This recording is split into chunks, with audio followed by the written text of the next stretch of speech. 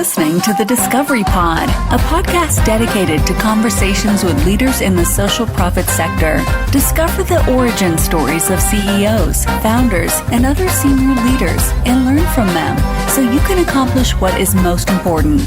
Now, on with the show with your host, Douglas Nelson.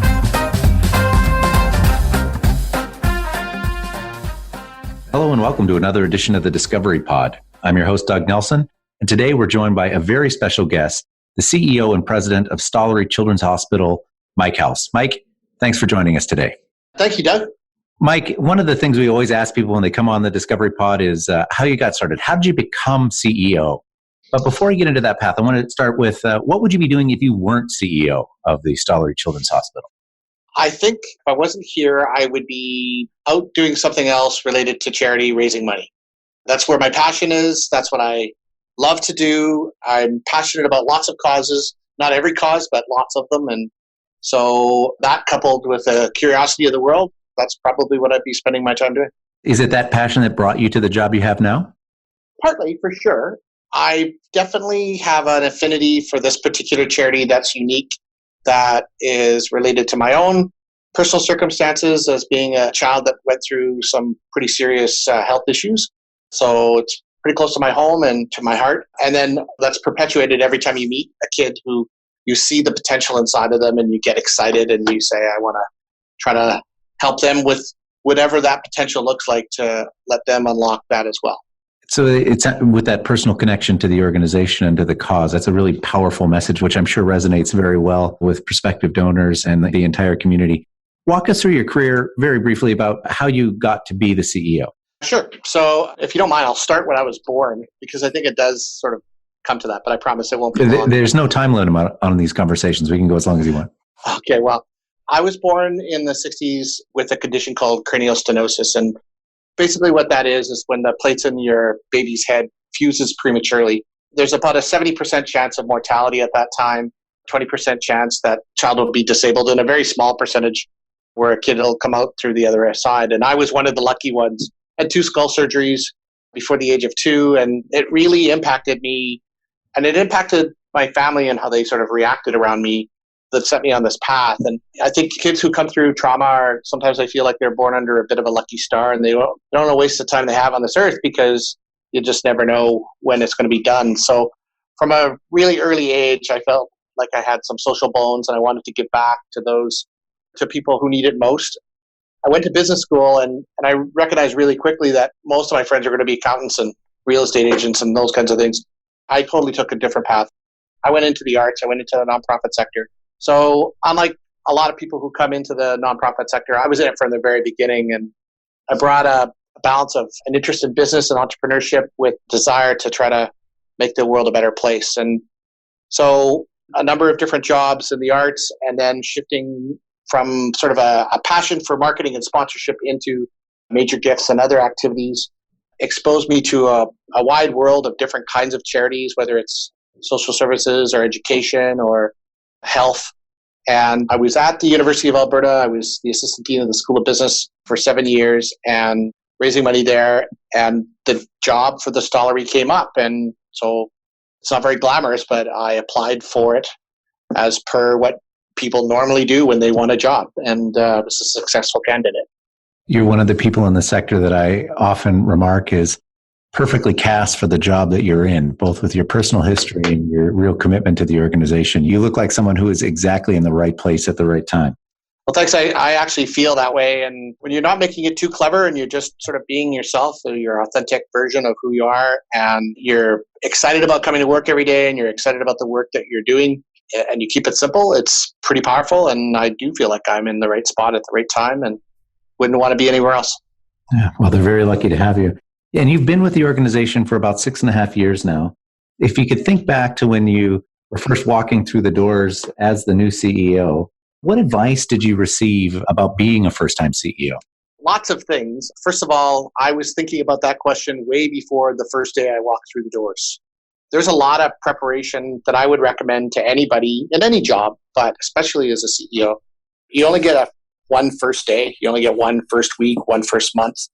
And the tone that you set coming into the building, addressing people where your focus is has so much to do with how successful you're going to be. And I got a couple of really good pieces of advice coming into my job ahead of time. And one of them was that decide on the kind of leader that you want to be. And I made the decision really quickly that I was going to be a value-based leader. And what I mean by that is if I'm going to try to be as authentic and real around people as I can be, I better figure out sort of what makes me tick and what do I believe in. And so I boiled that down into 3 or 4 things, and that's what I stuck by. And then the other thing that I did is, my first day I could have done anything. I could have walked around and I could have spent time with our key donors or our board members who had hired me, or could have picked out furniture. I could have done anything. I spent the first 7 days just getting to know my team really, really quickly, and also getting them to know me. And it was after that first week, I had a really good sense of who was aligned with what my values were and what I wanted the values of the organization to be, and who was maybe not going to be there. And that allowed me to expedite some changes that I felt I needed to make really quickly without it being too quick or too slow. As a CEO, you're responsible, and you're ultimately going to be judged by the results and judged by the style and the skills you bring to the table. And so it's high stakes, which means that you have to take it really seriously and you have to be very clear about what you want to do. Being wishy-washy or being sort of uncertain is almost worse than picking the wrong direction.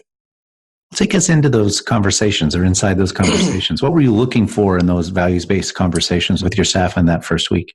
Well, like a lot of people, I think we all read a lot of books and we all have different things that sort of resonate with us. For me, the book that really resonated with me at that time that I was sort of investigating, how do I want to boil things down, was a book called The Character Triangle by Laura Rubis.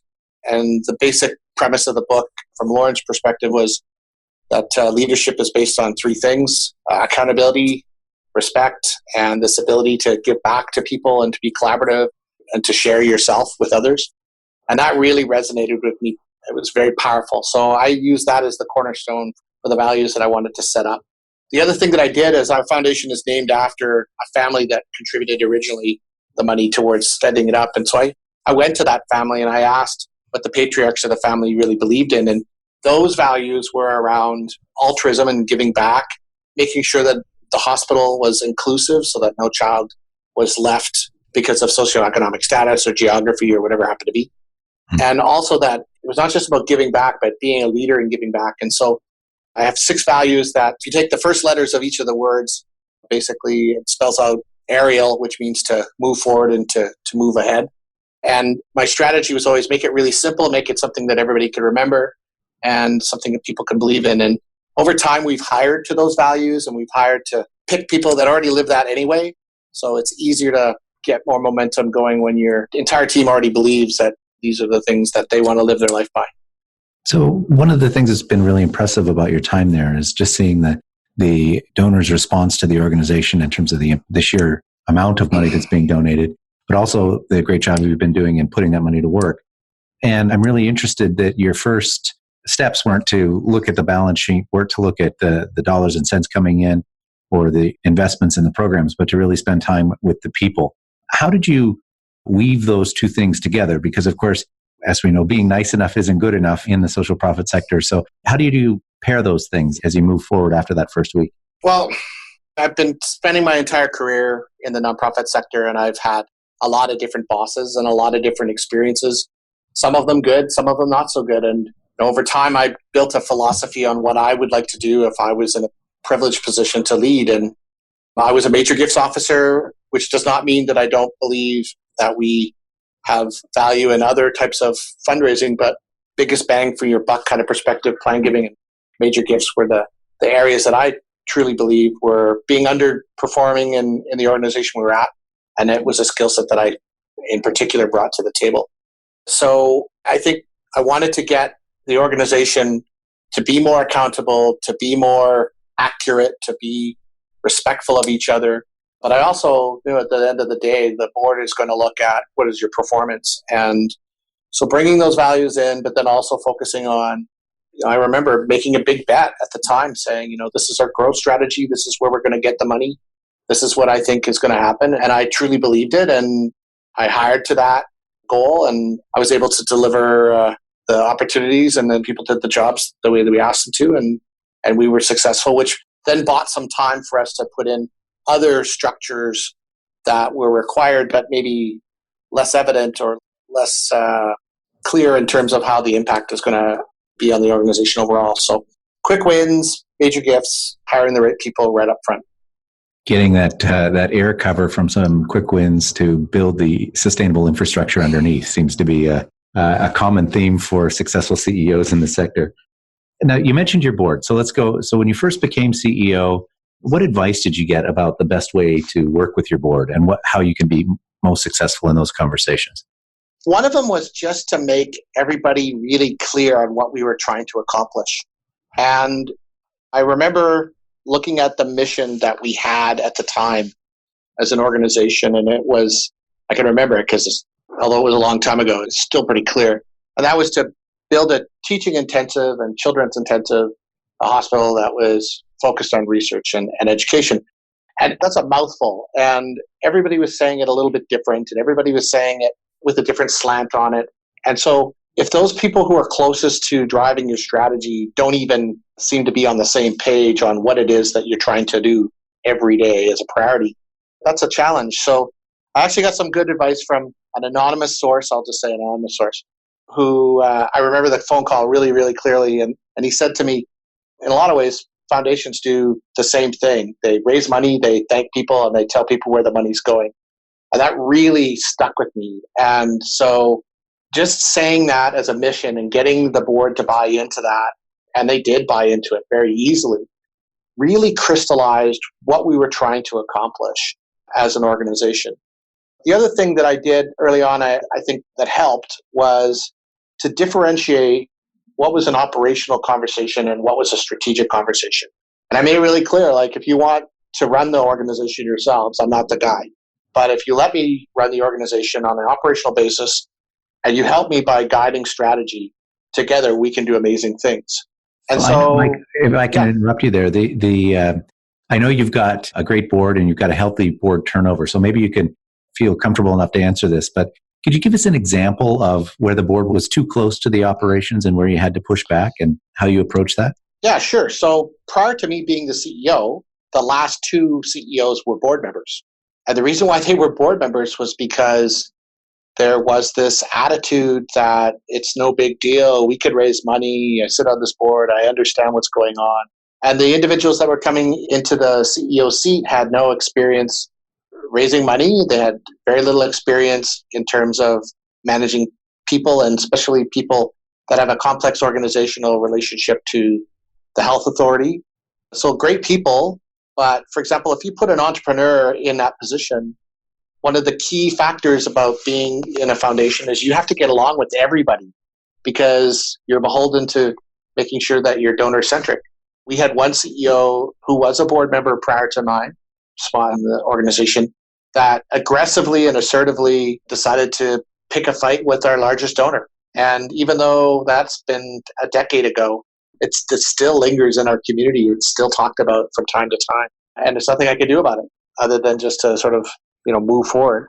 So I think we had board members that felt like they could do the work but had no experience in doing it. And they stepped in because they were frustrated by the fact that they knew there was a great amount of work to do and great progress to be made, but just not how to do it. And hiring a professional fundraiser to lead an organization doesn't happen every day, but when it happens and that focus becomes the foundation's job, you can see results. Yeah. It always astounds me in the sector. I guess astound is too strong a word. I'm always concerned when I see organizations hiring people who have no grounding in the core business of the organization, whether that's to deliver programs or whether that's to raise and invest philanthropic dollars, hiring people that don't have that background and assuming that they'll be able to pick that up on the fly. And I heard a board member remark recently that said, well, I don't know why organizations do that. It's like the Royal Bank hiring somebody who'd only ever been in a bank to cash a check, even if they've run a big business. You just need to understand that core business. And it sounds like you did a really good job of making clear what the core business was to your board, and you were able to bring them on side. How much of your time did you spend in that first year working directly with your board? I would say about 50% of my time, to be honest with you. At the time I had, and this It's maybe common or it may be uncommon, but I had sort of two board factions, and they were divisive against each other, and I was inadvertently had been placed into the middle. It's not that the two different divisions saw things differently from a big picture perspective, but they had different approaches to it. And we needed to smooth out those waters. And in the end, the two sort of leaders of the two directions both agreed that what was best for the organization was to part ways with the organization and let the organization kind of come together. Wow. But that was a lot of work and a lot of conversation and trying to get past the hurt feelings part of it to what's best for the organization as a whole. What percentage, 50% is, I think, fairly typical for new CEOs in the first year. What would you say the percentage is now? I would say it's closer to 30 to 40% of it. And I want to qualify that. I have a board that's both a governance board and a fundraising board. And so when I say I spend some time with my board members, they're our greatest ambassadors, our greatest door openers, our greatest advocates for what we're trying to accomplish. And so, sometimes I spend time with a board member because we want to raise money together. And sometimes we spend time because we want to talk strategy. And now, in the last couple of years, sometimes we talk together because we want to advocate for change, working within a system that allows for us to garner support through government and other special interest groups. So it's gone down. It's still pretty high, I suppose, but it's different kind of work.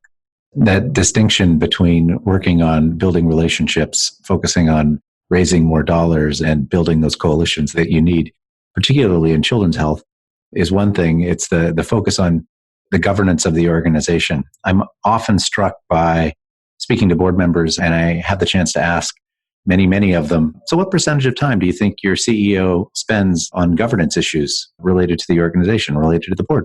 And the numbers usually come back, 5, 10%. And most CEOs that I speak with are in that, 25, 30% range if they've been a CEO for a while. And new CEOs or organizations that are in crisis, it's well over 50%. It's often over 50%. So there's a real variance between how board members view the time of the CEO and how the CEO is actually spending the time. So you talked about a fundraising and a governance board, which is sort of the standard that all organizations are seeking to get to. What's one of the questions that you wish the board asked you, but they often don't? I feel like we've kind of come to a place where they're asking the right kinds of questions. But for a long time, the board was not asking questions around risk. For a long time, it was more about what is the performance of the organization. And that was fine to report to that, to give them some sense of what the business is like. But I feel like boards, two questions that they have to address at every chance they get is around, are we going in the right direction? Is the strategy correct? And what are the entity risks that we're facing? And so they could always ask more questions around entity risk. And entity risk would include things that are internal. Right now, cybersecurity is a big internal risk that all charities face. And it's not a question of if, but when we'll have to face that challenge. And what are the mitigating strategies that we're putting into place to try to protect ourselves as much as possible? An external risk might be fundraising, but it might also be like your relationships, for example, with your hospital or your health authority or the ministry, or as we've started to branch out into children's and adolescent mental health, multiple ministries now. And what are our relationships around that, and how are we helping to put our opinions forward in terms of shaping the direction? And then overarching could be anything from what is the relationship with this to sort of what are our broader spectrum risks around why are people refusing to give, or why are they holding back, or environmental risks. It's really interesting to hear that you've got the board to that place. Again, that's the standard that a lot of organizations are trying to meet. One of the things that we see a lot here at the Discovery Group are organizations that have zombie issues, things that just won't go away. Why did we give up on that event? Why did we move away from this? Why is this now staff-led instead of being volunteer-led? That goes on for meeting after meeting, or even years after year in some cases. Have you encountered any of those zombie issues, and how did you manage to beat them back?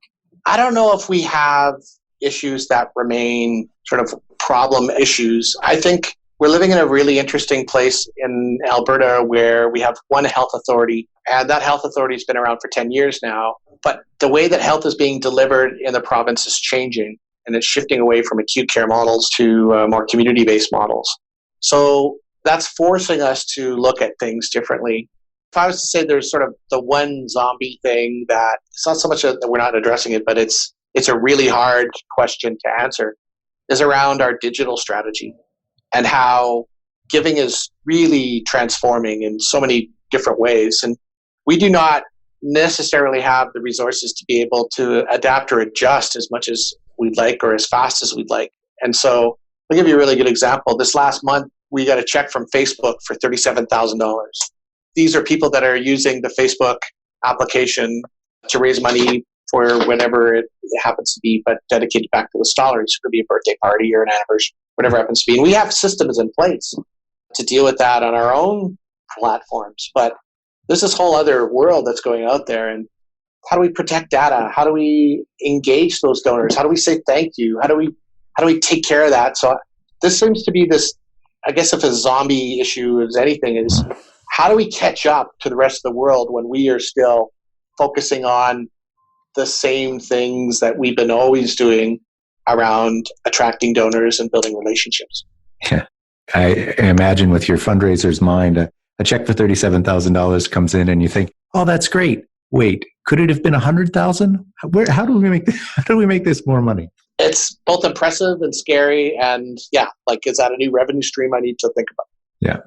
What is thinking more about the broader sector and not about the board at the Stollery?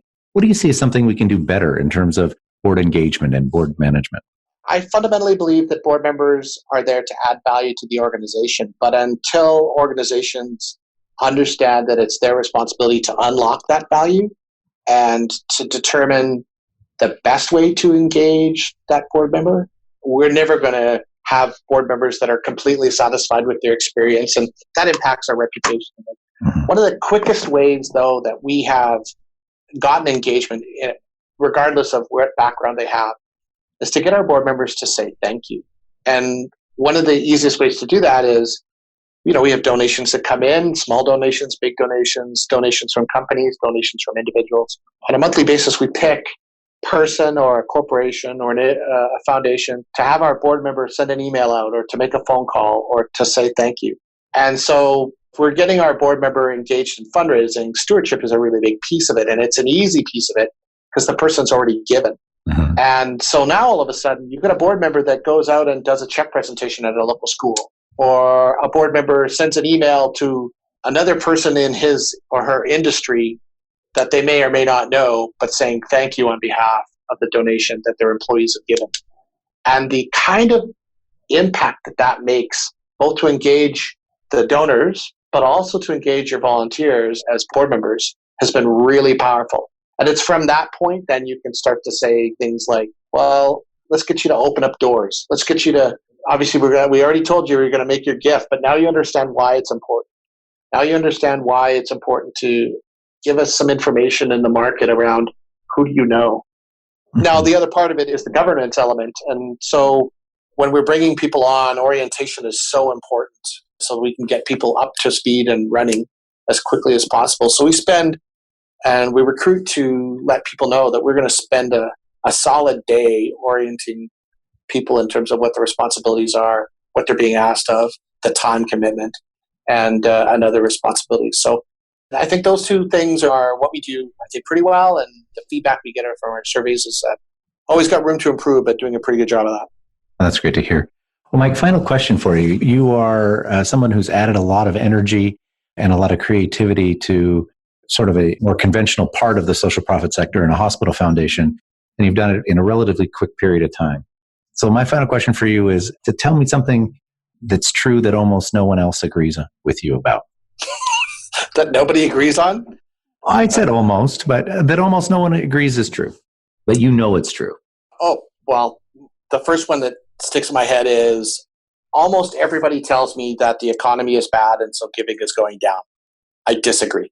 And I know that people are going to disagree with me on that, but one of our greatest opportunities here at the Stollery is we have 40% of the people who come to the hospital outside of the Edmonton city. And there are rural communities with locked up potential to give, but no one's asked them for anything. And so our objective is to partner with rural foundations to unlock some of that potential, to not just have a bigger piece of the pie, but absolutely raise more money. And then when you can raise more money, you can start to talk about truly transformational change for children's health. And truly transformational change for children's health, to me, this is my bias, I think that's the building blocks of everything. It allows for people to get better educated, it allows for people to dream, it allows for people to find happiness and a quality of life. So many people that are adults, they can trace their roots of how healthy they are back to their childhood. Mm-hmm. So for me, children's health is really important. We got to raise more money. People tell me that, the markets are down, and I get that they're down in certain circumstances, but I do not believe that we have hit the ceiling on people's ability to give or the money that's out there. That's a great note to end on, Mike. Thank you so much for making the time to be with us here on the Discovery Pod. I hope all goes well for the Stollery and you have another great year ahead. Thanks, Doug. Thanks for inviting me.